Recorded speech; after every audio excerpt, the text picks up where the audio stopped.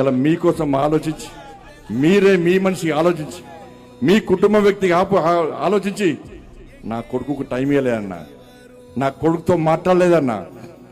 వాళ్ళు అదే నా కొడుకుడు ఒక క్రిమినల్ లెక్క సమాజంలో చూపెట్టే ప్రయత్నం చేస్తే ఒక తండ్రిగా ఎట్లా భరిస్తారో ఒక్కసారి ఆలోచించురన్నా. నా కొడుకు నేనేం తప్పు చేయలేనా, మేము ఫ్రెండ్స్ ఉన్నానా, మేము తప్పు చేయలే, కలిసి ఉన్నాం, ఇలా విడిపోయినాం, నేనే తప్పు చేయలే, నిజాయితీగా బయటికి వస్తా చెప్పి అలా నా కొడుకు ఎప్పటికీ నేను సమర్థిస్తలేనన్నా. తప్పు ఎవడు చేస్తా కూడా నా కొడుకైనా సరే ఎవడైనా సరే చట్టం ముందు సమానులే. నా కొడుకు తప్పు చేస్తే తప్పకుండా నా కొడుకు శిక్ష 100% పడాల్సిందే.